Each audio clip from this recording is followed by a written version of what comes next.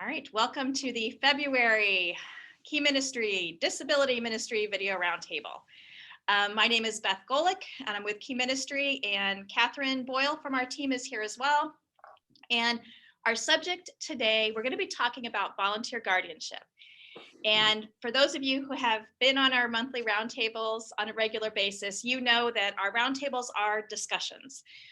This is not a webinar. However, we have a plant. We have an expert here today. So Ryan Wolfe from Ability Ministry is here with us today, and he actually has some really great information because he knows about this subject. So before I turn it over to Ryan to get us started, so the reason we are talking about this topic, I guess, the reason it's our theme for this month, so I actually received a letter at the church from the county that my church is in, and asking if we have anybody here who would be interested in being a volunteer guardian. It actually did not come to me. It came to our executive director, and she shared it with me and said, do you know anything about this? And so I put it out there in the SNAD group. That's the Facebook group for Special Needs and Disability Ministry Leaders on Facebook, which I hope you're all members of. If not, please ask to join. But I put it on there, and it didn't seem like a lot of churches were doing it, but a lot of churches were interested in hearing more. And luckily, our friend Ryan Wolfe can tell us more. So Ryan, I'm going to turn it over to you, and I will be watching to see if people have questions and just kind of help facilitate that. But why don't you tell us a little bit about you, what this is, your involvement, and we'll kind of go from there. Excellent. And I do have a presentation that I'd like to roll through in just a second. But yeah, I'm excited to be able to have this conversation. Volunteer guardianship was not something that I thought of at First Christian. It was not something I probably would have dreamed up. But again, it was something that that we found out about and just figured, this is a huge need for our community, probably every community. And it's an opportunity for people in the church to make an impact in their community outside of Sunday morning. And like that, for me, was such a big deal because so many opportunities on Sunday morning, people are competing for the same pool of volunteers, and you seem to get stuck fighting for volunteers. And I think so many times, if we can think outside of Sunday morning, there's just so many opportunities to be a blessing in the community, and this is definitely one of them. So I'm excited to talk about it today. Can I do the screen share now, Beth? Go ahead and try, and if not, I have it lined up for you. If it's, all right, let me see if I can do this. Oh yeah, you do. Great. Everybody can see that? All right, I cool. Can, so I'm going to say everybody can. All right, nice. So, well, this, like Beth said, this is the roundtable, so it's a discussion, but I very much want to kind of roll through these at any point in time. If you want to shout, ask a question, feel free to do so.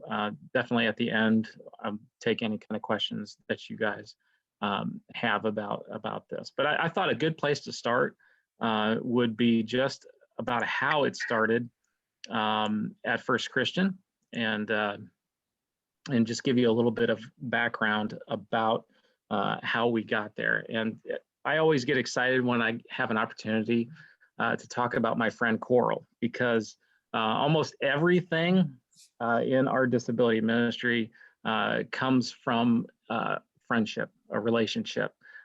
Coral, I've met Coral almost 20 years ago, and she's an adult with intellectual developmental disabilities. But she loves Jesus, and she loves First Christian Church. So when I started as a children's pastor, all the way back in 2006 at First Christian, she was coming and riding the bus. She lived independently at the time. Her mother was aging. She had a sister that she was and wasn't in good relationship with, on and off. But she loved the church, and she lived independently. She took the bus to First Christian every single Wednesday, and she would spend time sitting in the church office And she just viewed it as her thing that she was going to come every Wednesday from open to close, sit in the church office and pray. And I just thought that is like the most incredible thing. What happened over time, though, people in the office didn't know how to interact with her, just because of the whole, disability thing, and people just don't know how to interact, and they weren't, it wasn't a thing like they were mean to Coral, but it was something like I struck up a friendship with her really quickly. And people were like, Ryan, can you do something with Coral? She's talking to a lot of people in the office. Like that was a problem. So I was like, absolutely. I was a children's pastor and I needed all the help I could get. So I made Coral my assistant. Every Wednesday, she was with me for about 12 to 13 hours. She would come on the bus first thing in the morning. When I got there, Wednesdays were our late nights because we have Wednesday night programming. So she was there during the day, the evening. So we'd eat lunch together, we'd eat dinner together. I just became a friend. So she did a lot of my administrative work.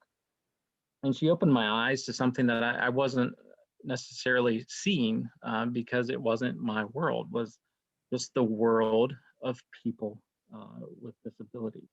And almost everything that we established at First Christian was based out of how Coral helped me learn about the disability community and what different opportunities there were to make an impact.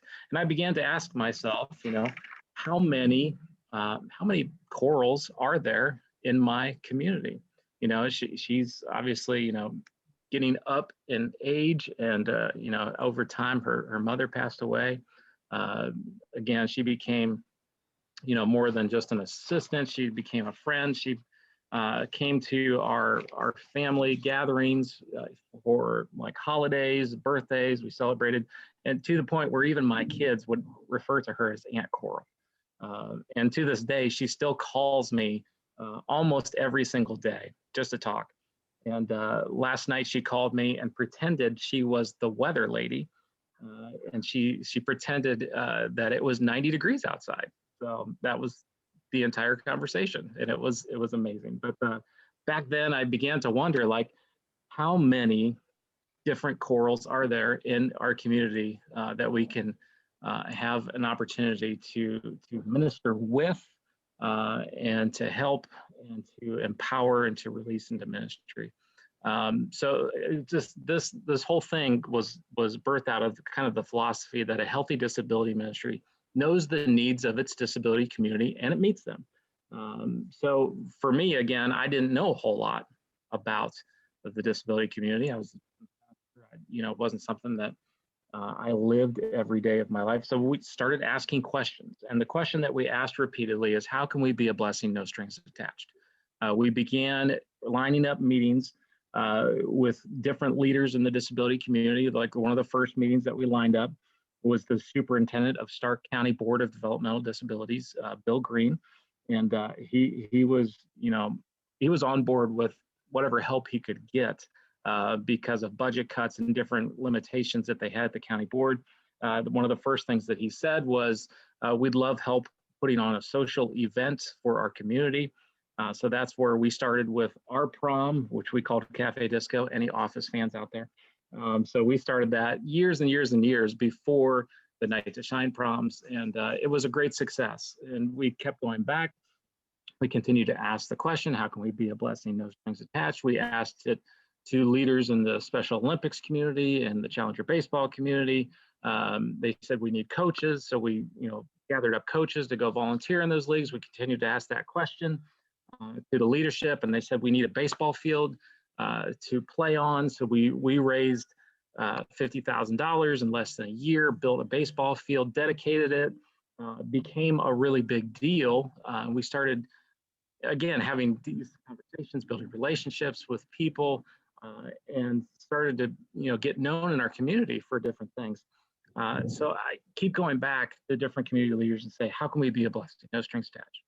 And then Bill Green, Stark County superintendent of the Board of VD, hit me with something that I'll never forget. He said, Ryan, we have 60 adults in Stark County uh, who are on a guardian waiting list. I didn't even know what that was. But as he began to explain it to me, he said, these are 60 adults that have intellectual developmental disabilities that literally have no family, or if they do have family, their family don't want anything to do with them. They've become wards of the state, and we are overwhelmed. We can't check in on them as often as they need. And he said, you know what? You want to be a blessing. Find volunteers to become guardians for them. They're on the guardian waiting list.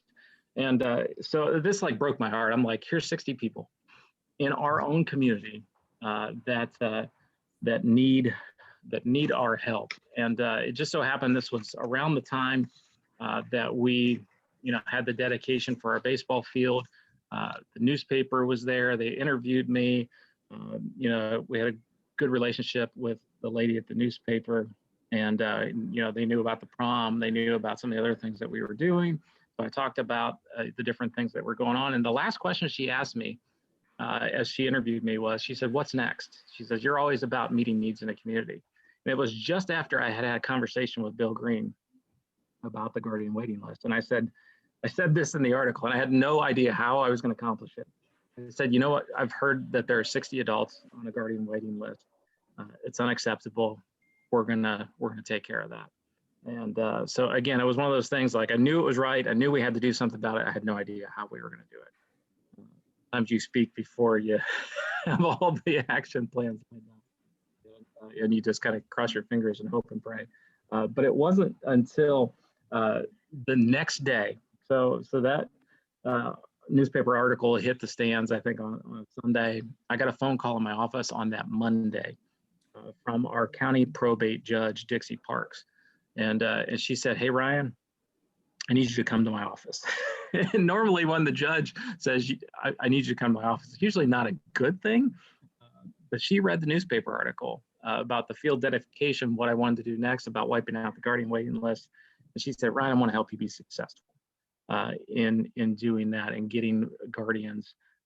So I sat down in her office with Bill Green, the superintendent of Stark County DD, and we started devising a plan on how we could get volunteer guardians for our community. So I'll talk a little bit about what a guardian is, what are responsibilities, how you can kind of go through the process here next. But I thought it was important for you to hear kind of the backstory on how we got there, because again, it wasn't something I was looking for. It wasn't even something that I knew was a need. We only found out about it because we were asking the question in our community and trying to meet needs. So what is a guardian? A guardian is any adult person, association, or corporation appointed by the probate court to assume responsibility for the care and management of the person, the estate, or both of an incompetent person or minor. And we may not be fans of the language, but this is the language on the probate court website. It's an official relationship that's noticed by law. And now you probably are familiar with, or maybe you've heard of SDM. SDM stands for supported decision making. And this is being a big push by people who want to advocate for themselves, self-advocacy as an alternative to guardianship. I think supported decision making is a great alternative when there is a support network, right? Supported decision making works when there is a support network. Guardianship is kind of like the last resort where there's nobody left. There's no support network. And this is a reality. Obviously, it was a reality in our community because there were 60 adults that were on this waiting list that didn't have a guardian, that were kind of pushed aside by society. So let's talk a little bit. Yes. Yeah, right. Can I just jump in really quickly? Sure. Yeah. A question that was in the chat. The list that you talked about, so this list of 60, remind us who that list came from, what agency or Absolutely, yeah. I was made aware of that list by the Stark County Board of Developmental Disabilities. Okay. But the probate court would have that, and I'll talk about kind of the process and the partnership here in just a second. But yeah, your county board, wherever you're at, whoever runs kind of the government side of that, or your probate court would have a handle on either of those numbers. Cool. All right, cool. So let's talk about why guardianship for just a second. This is something I posted recently and I wrote a blog about, but people affected by disability are abused and neglected at a higher rate than any other people in the world. And especially those people that are on the guardian waiting list that have no one to advocate for them. These are the people that are probably most likely going to be subject to abuse and neglect. So this truly is a social justice issue that the church must respond to. And this is a great opportunity and an obligation, I believe, for the church to step in and do that. Why? Because God tells us to do it. Proverbs 31:8 makes it clear to speak up for those who cannot speak for themselves, ensure justice for those being crushed. Now, I know that there are some in the disability community that are very vocal about, being negative and speaking against being a voice for the voiceless. There are those out there that say that's not something that we should ever do, and they only believe in people that have disabilities being a voice for themselves. I absolutely agree that people with disabilities need to have their own voice. But those 60 people in Stark County, they were being crushed, and they needed a voice. And God commands us to be a voice in those situations. We must do it because of that. So let's talk a little bit about the types of guardianship. I mentioned this when I was reading the definition of what a guardian is, but I think this is really important, and it was super important for us as we established our guardianship program. So the types of guardianship, there's a guardianship of person. They have controls and protects the person, okay?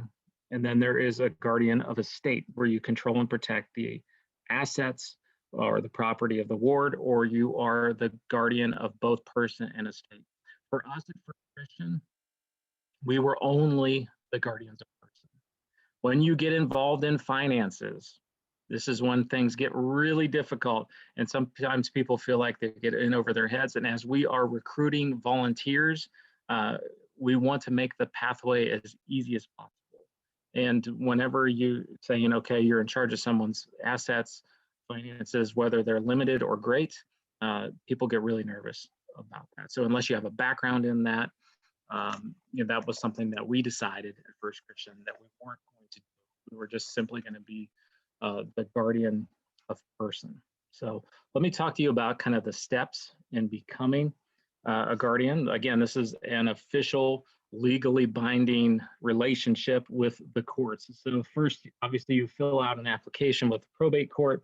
The prospective ward next of kin will be notified of a guardianship hearing date. Interviews are then conducted, and a formal hearing is conducted where you sign off, swear off, and become a guardian. That's how it works on the probate side of things. I'll talk about how to get into that relationship and a good partnership here in just a second. But before I do that, I want to talk to you kind of about the duties of a guardian. And these are the bare minimum duties. And when I go through this list, I think you'll find that very much so, this will sound like someone who does hospital visitations, someone who is in a shut-in ministry. This is not something that should sound or feel overwhelming, because this is something that people are typically doing already. It just has a different title or a different name. So the minimum duties based on what the probate court will want to see is that you visit your ward once a month. That's the minimum. Most people like to do it as that relationship grows, visit them weekly or even more. You're in charge of monitoring basic needs, safety, health concerns. You become the go-to person for the living facility. You advocate for their needs. Some of the first guardians that we got that went into some bad situations where people were living found their wards literally had one change of clothes, and it was a dirty, stained pair of sweatpants. Our friends that are advocating for their wards know that they have money, right? They have Social Security, they have different benefits. There's no reason for them not to have clean clothes to wear. So that was a situation, a very specific situation where someone were able to go in and say, this is unacceptable. They were able to go into different situations and say, this living environment is not okay. This living environment is not good enough, and be able to move them out of that living environment. So that was awesome. So this next one, as far as duties of the guardian, I threw in there. It's pretty simple, right? Be a friend, right? You want to be a friend. You want to look out for, people's needs, and make sure that they're meeting those needs. So let's talk about the process. And I know I'm kind of rolling through these quickly, but I want to get through this quickly so then we can just have more of a discussion. So as far as like the process goes, if you're looking to set up a guardianship program, you'll want to have a contact at the county probate court, whether it's the judge, whether it's the secretary, whether, however that's set up in your county. You need to get a hold of people at probate court and find out what the process is for becoming a guardian. Find out how many guardians are needed, and just start that conversation. You'll want to have a contact at your county board of developmental disabilities. I know every state, every county is a little bit different. So whoever is the provider of services for individuals with disabilities, you'll want to start making phone calls, sending emails, asking questions with them. You'll want to search for local guardianship agencies. Luckily for us here in Stark County, there's a great guardianship agency called Guardian Support Services. So we became very good friends with them. Once you have all your information that you've gathered, you're kind of playing detective, trying to get all the numbers, find the need. You want to start educating your congregation and recruiting volunteers for this opportunity. Again, this is an awesome opportunity because it's an outside Sunday morning opportunity. It's an opportunity where people don't have to compete for a volunteer. So here's how the partnership worked for us at First Christian. And this is how I would recommend setting it up, because no one church can own the whole thing. This is a legal relationship, so you have to play well with other organizations. Probate court obviously is part of this conversation. You could probably do it with the relationships purely with the probate court and the church.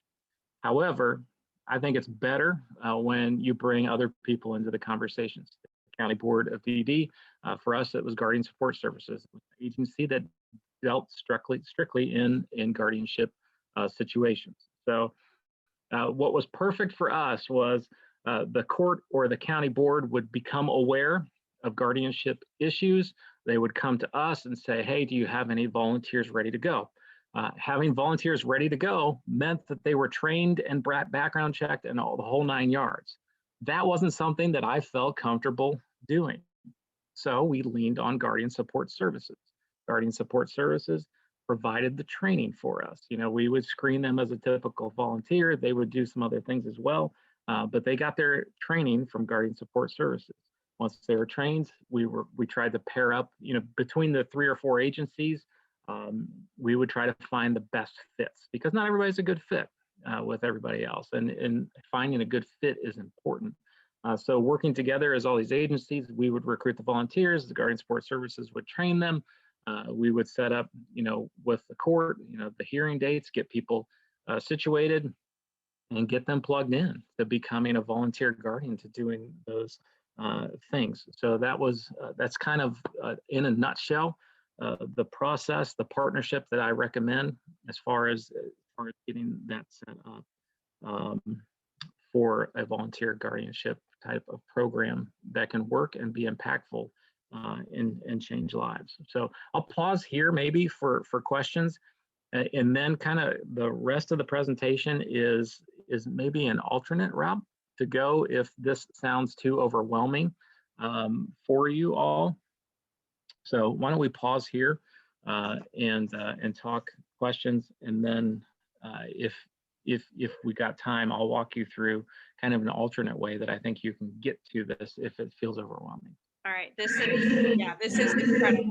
So I stopped the screen share so I can monitor hand raising and all that. But I love this, well, for so many reasons. First of all, it's biblical, but secondly, the collaboration between the church and the community, the agencies. This is what we're all about. So This is incredible. Let me just get to the chat for a second. So, well, first of all, you're getting a lot of shout outs in the chat, Ryan. But Victoria shares that one church that she's worked with has had a committee of people that became legal guardians of an individual when his parents died.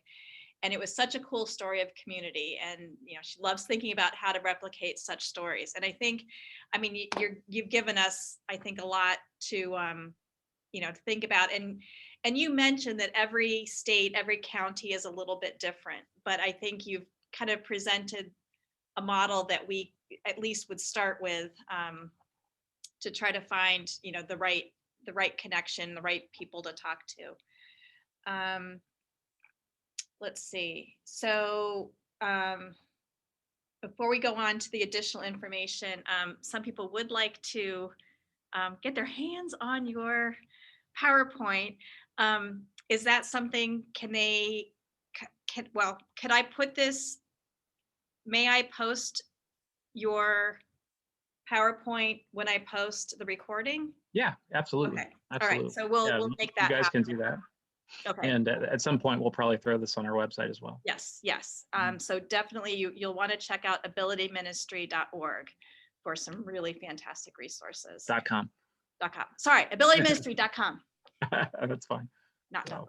Okay. All right. So let's ask Ryan some questions. We're on a couple pages of people here. So I'm looking around.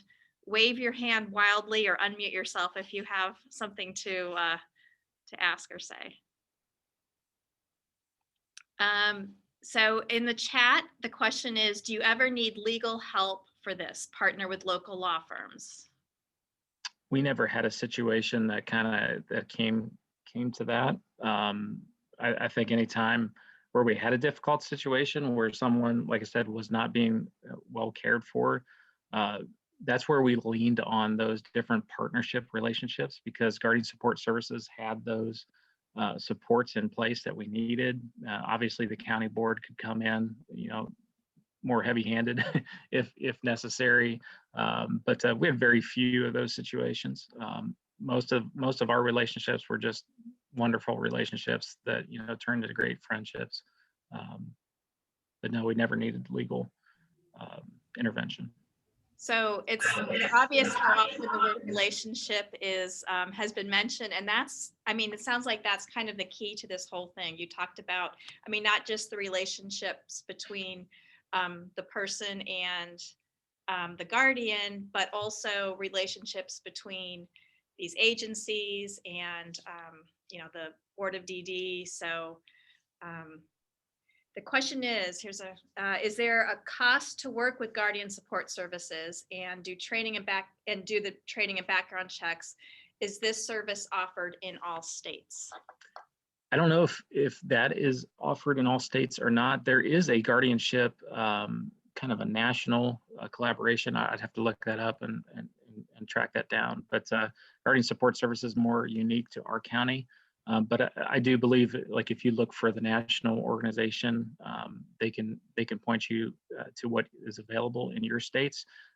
Any of the cost would be, very minimal, when it comes to training, when it comes to the background checks, very similar to what it'd be to be a volunteer.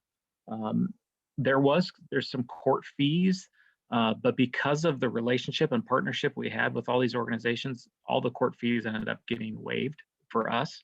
I'm not saying that will happen in every county, but it was recognized as such a great need that the court was willing to waive fees for us when it came to that.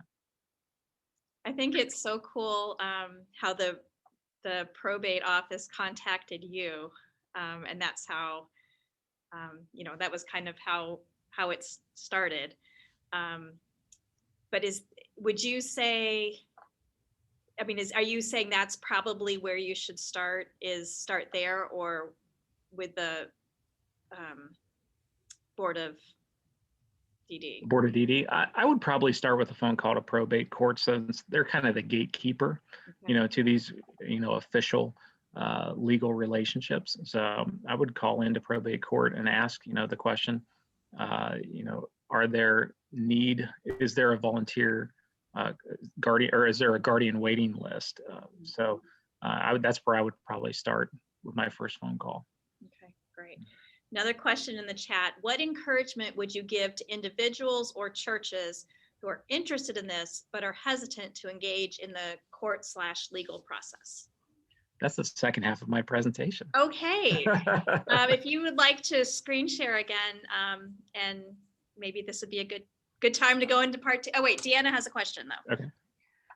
What happens when a guardian is no longer able to or willing to stay in that relationship? It could be through their own aging out, says the gray-haired woman here. Right. Again, you go to the court and you'd file paperwork and have a conversation with them. Just say, you're no longer able to, fulfill the roles, and you would go through the process of, giving up guardianship. One other, this may sound weird, but one of the other neat really stories about what we did at First Christian was we ended up being guardians for several people that eventually died. And again, that sounds weird to say this is a neat story, but I was able to do their funerals sometimes with their guardian and myself only. And why that's such an impactful story is that if it weren't for this guardianship relationship, these people would have been disposed of with no proper burial. So I let that sink in, what kind of an opportunity you really have. There were other situations where, there were a couple family members that showed up, or there were a couple staff members that showed up from the living facilities that they were at. But this is an unbelievable opportunity to make a difference in someone's life that may not have any other family member or friend that's not a paid staff member to be with them. So. All right, we've got two things in the chat, and Tony has a question too. So let me do the chat and then Tony. So question: does the state do anything for the people on the waiting list if they don't have a guardian, such as making sure they're living in safe conditions? And is this the same process for the elderly who are living on their own? As far as like what happens to the folks, they continue to get pushed into someone's caseload. Whether it be someone's caseload at Guardian Support Services or someone's caseload at the county board. No one goes without someone being assigned to them. But here was the reality for us in Stark County, where while somebody might have a typical caseload of, 30, 40 people were having caseloads of 100 or something. You can't possibly check in. You can't even possibly put your eyes on everyone on your caseload in a given week or month, based on how many people were overwhelmed. So what ends up happening is people, they slip through the cracks. They're on a caseload, but they're not getting checked in on because the people who are in charge of those cases are just overwhelmed. So for the elderly, I would assume it would be a similar process. I can't really speak to that. And then Diana in San Antonio said that the Alamo Area Council of Governments has kind of been a liaison for them. So there might be something similar in other cities and counties. Tony, you have a question? Sure. First, that's a fantastic, wonderful, beautiful thing you're doing. And when I mentioned the legal aspect of it, I meant more like we have a trust for our son and we had to get a lawyer to do that. Are there any instances where like a legal team could review the current thing that they have and go, wow, this isn't very good or something like that? And I was thinking more from the perspective of there may be some legal attorneys that would donate their time to help this, is what I was thinking. Yeah, I think it's a powerful thing that a lot of people I think would get excited about helping with. I think when you're dealing with a trust, you're more likely dealing with the guardianship of the estate side of things rather than the guardianship of person. So again, at First Christian we didn't deal with the guardianship of estates just because of the complicated nature of that and volunteers feeling overwhelmed by that. We were just the guardianship of person. But yeah, I would imagine there's some good people in your community that has experience that could speak into that. Great, thank you. All right, are we okay to move on to the next Sure. Part? All right, go for it. All right, so let's go back to the screen share. All right, so my question, if I can do,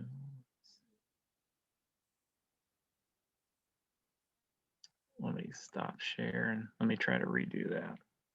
See if I can jump back in on that.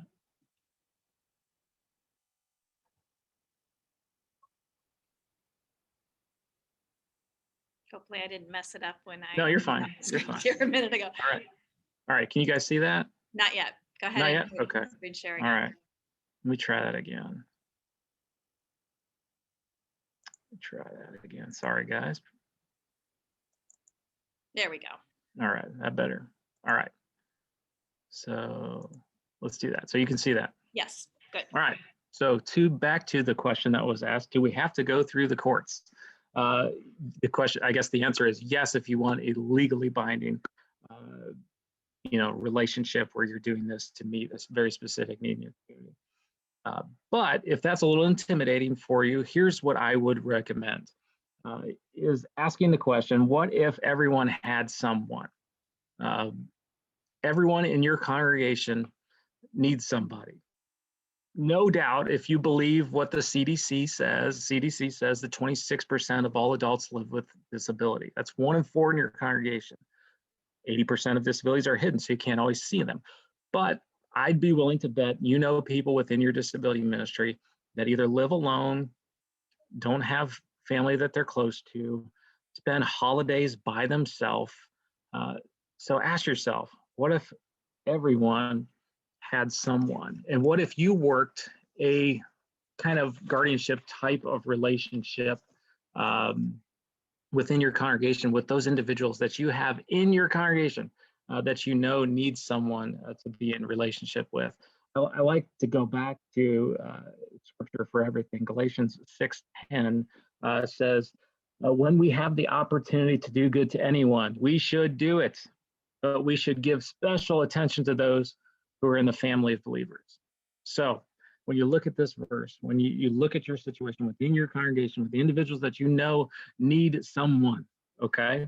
And this goes back to one of the other philosophies that I have about disability ministry is it's always best practice in disability ministry to start with who you have. Why? Because they'll forgive you when you screw up, because you will. They're already there. They already love you. They'll forgive you when you make mistakes. So think about who you have in your congregation that needs someone within your disability ministry, and start thinking. This is a creative way to do it. You don't have to do it this way, but this would be a creative way to do it. Create a profile for those individuals. Of course, you're doing this with their permission. You would never do this without their permission.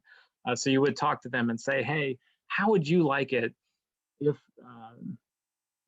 we could help you find someone to develop a friendship with, spend holidays with, birthdays with, just to make sure that you're not living alone. I think we have all gotten a lesson in what it's like to live in isolation through this last year. It sucks, but that's the reality for a lot of people in the disability community. I know I'm preaching at the point.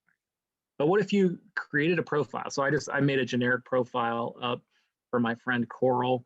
Some of the things that she enjoys, her favorite colors, her foods, different things. I think if you were trying to create kind of like a compassion type profile where you're going to get someone to pick up and adopt someone, with their permission, you could create something like that, and you could get people within your congregation to make a commitment to friendship, make a commitment to relationship, because everyone needs someone. So if an individual, and again, if the individual wants this, because not everybody wants to have someone to sit with at church. Some people like to be kind of off by themselves, and that's totally fine if that's their thing, but not everybody wants that. Sometimes people want someone to sit with. So making a commitment to sitting with them at church, making a commitment to sending that birthday card, to having them over for Christmas, for Thanksgiving, those type of things. So we eliminate isolation and loneliness.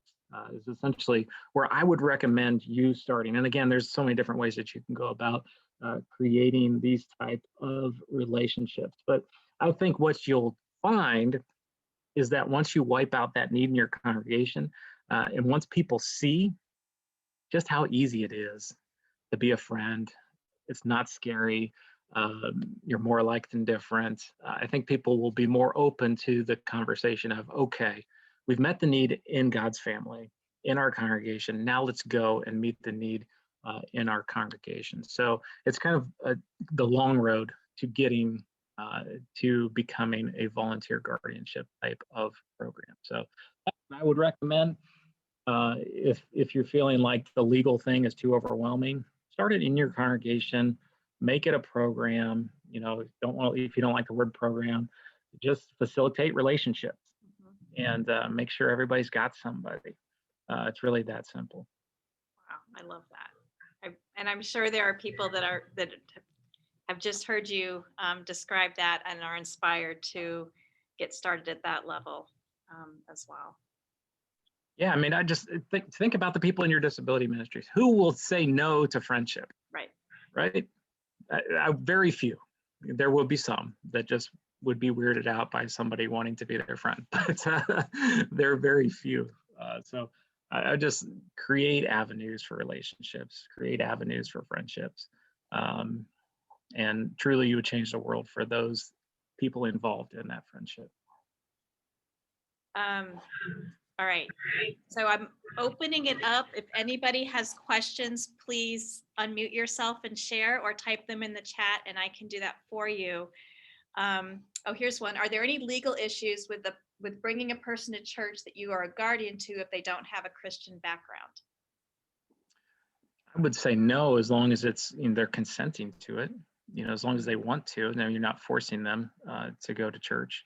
I think most of the people that we've become guardians for at First Christian jump at the opportunity to leave whatever living facility that they're in, because they typically don't get to go out. I mean, some of the stories that our guardians would talk about, just the simple act of going to McDonald's that we take for granted is like a big deal for some of our friends, to be able to get out of wherever they're at. So, well, and these days with COVID, I mean, that kind of throws a wrench in what this whole thing looks like, I'm sure.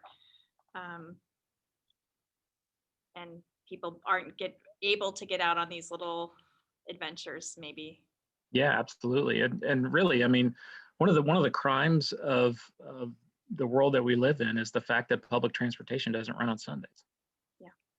So if your volunteer guardian's not picking up, their ward or their friend, I hate the word ward, their friend, they're not going to church.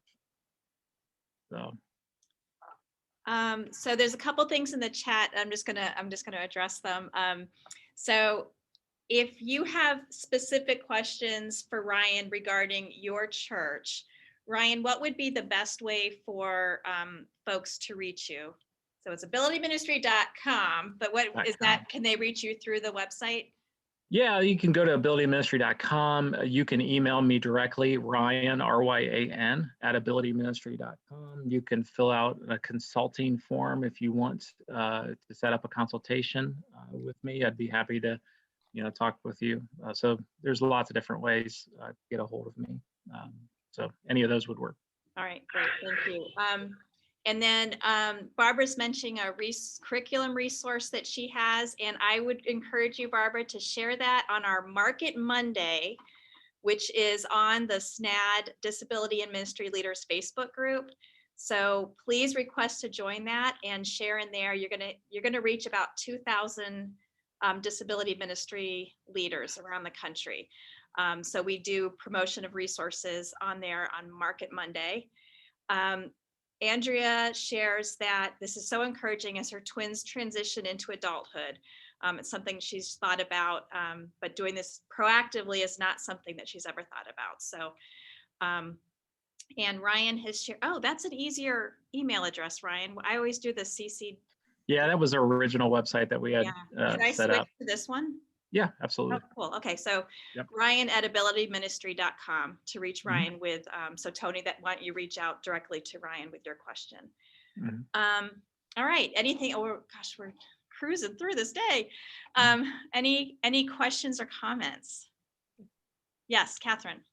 I would just say that, for those of you who have some type of mental health ministry in your church, a lot of these same principles apply, particularly if somebody, maybe has a severe mental illness that they live with. In fact, this is something that we talked about at a conference that the organization that I had before I joined Key Ministry that we talked about. So, I think we've all had our thinking expanded today, and I appreciate that, Ryan, but just, don't let that be limited to only adults with developmental disabilities. It applies to a broader population than that. And the example that you gave, the second part of your presentation, yeah, I mean, it could be the elderly who are isolated. I mean, you're right. So many, this just applies really across the board. Okay, I'm looking around for hands. Anyone else? Bronwyn shares this also makes her think a lot about, is it CASA? Is that how you say it? Advocates for children in foster care. Yep. Yeah. Yeah, court appointed special advocates there across the country. Yeah.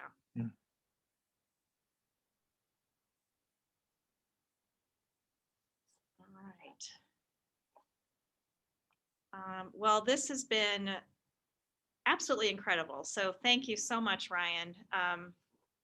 We will get this posted. So probably later tonight, it'll be on the Key Ministry website. You can always find it. We have a whole page of the recordings of disability ministry video roundtables. I will include the PowerPoint with that.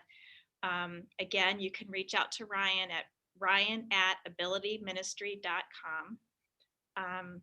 This has been great. So thank you so much, Ryan. Thank you everybody for joining today. Hope to see you next month on the third Wednesday of the month. Catherine, do you want to share what you'll be doing? Third Wednesday, is that? It's Jillian's. Okay, so we're going to talk with Jillian Palmiotto, who wrote a couple of guest blog posts for us this month about how they started a house church special needs ministry. And it's just an incredible thing that they started last year, and they've had a lot of success with it. And she has, in her blog post, she had some steps on how your church can do it as well. So I really hope that, particularly for those who are still in ongoing COVID lockdowns, that you'll be able to attend or at least watch the video after, because she's got some great tips that any church can implement. Thank you. And also reminder that on the first Monday of each month, which is going to be March 1st, there will be our idea share, which is a meeting just like this, where we just talk about just issues in general and how it's going and how we can continue to do ministry despite the pandemic. Barbara, the blog post can be found at keyministry.org. There's a tab for our blogs. Key Ministry actually has two different blogs. So we have Church for Every Child, which is the ministry facing blog, and that's the one that Jillian's blog post that Catherine is referring to is in there. And then we also have the Not Alone or the Special Needs Parenting, which is the parent focused blog. But all of that is available at keyministry.org. And to sign up for next, you'll automatically get the email for next month's video roundtable. So you're cool. You're already signed up for that. All right. Well, thank you so much, everybody. Thank you, Ryan. Thank you all. And we will see you next time.